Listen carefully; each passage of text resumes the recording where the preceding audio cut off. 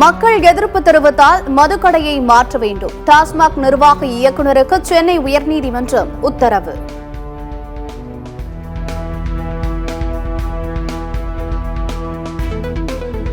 நாம் தமிழர் கட்சியின் சேலம் மாநகர மாவட்ட செயலாளர் அழகாபுரம் தங்கம் அக்கட்சியிலிருந்து விலகல். அடுத்தடுத்த முக்கிய நிர்வாகிகள் கட்சியிலிருந்து விலகுவதால் சீமானுக்கு நெருக்கடி அதிகரிப்பு.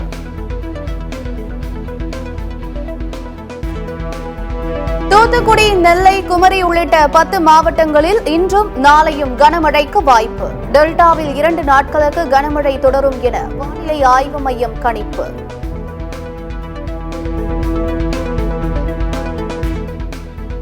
தமிழகத்தில் வரும் 20ஆம் தேதி முதல் 24ஆம் தேதி வரை ஓரிரு இடங்களில் மிதமான மழைக்கு வாய்ப்பு. சென்னையில் மிதமான மழை பெய்யக்கூடும் என வானிலை ஆய்வு மையம் கணிப்பு.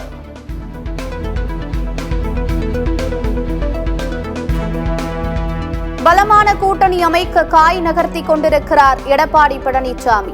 அதிமுகவுடன் கூட்டணி கிடையாது என்று விஜய் அறிவித்த நிலையில் அதிமுக முன்னாள் அமைச்சர் ராஜேந்திர பாலாஜி பேட்டி.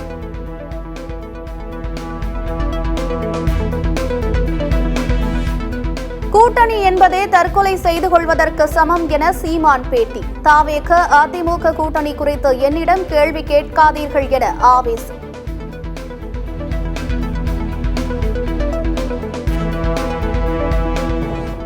அமலாக்கத்துறைக்கு உச்சநீதிமன்றம் கடும் கண்டனம். ஜாமீன் வழக்கு விசாரணை தாமதமாவதை ஏற்க முடியாது என அதிருப்தி.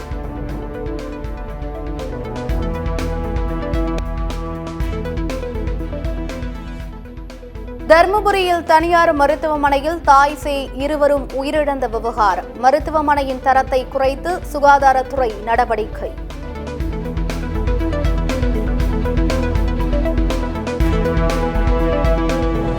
திருச்செந்தூர் கோயில் யானை மிதித்து 2 பேர் பலி. மதிய நேரத்தில் உண்ணுவதற்கு பழங்கள் கொடுத்துக் கொண்டிருந்த போது மதம் பிடித்து மிதித்ததால் யானை பாகனும் அவரது உறவினரும் உயிரிழப்பு. தென்காசியில் ரீல்ஸ் மோகத்தால் அரசு தலைமை மருத்துவமனையில் பிராங்க் வீடியோ எடுத்த விவகாரம். 2 இளைஞர்களை கைது செய்து எச்சரித்து விடுவித்த போலீசார்.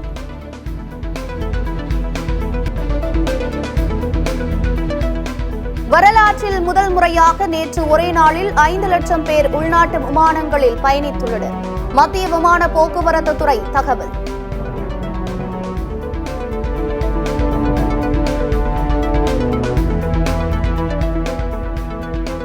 பத்து 12ஆம் வகுப்புகளுக்கு ஆன்லைன் வகுப்புகளை நடத்துவது குறித்து டெல்லி, ஹரியானா, உத்தரப்பிரதேச அரசுகளே முடிவெடுக்கலாம். காற்று மாசு தொடர்பாக 3 மாநில அரசுகளும் பிரமாண பத்திரம் தாக்கல் செய்யவும் உச்சநீதிமன்றம் ஆணை.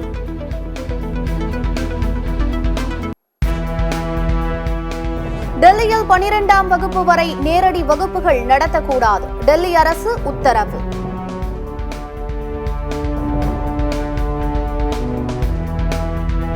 சென்னையில் பாடகர் குருகுகன் கைது. கர்ப்பமாக்கிவிட்டு திருமணம் செய்யாமல் ஏமாற்றுவதாக இளம்பெண் அளித்த புகாரில் நடவடிக்கை.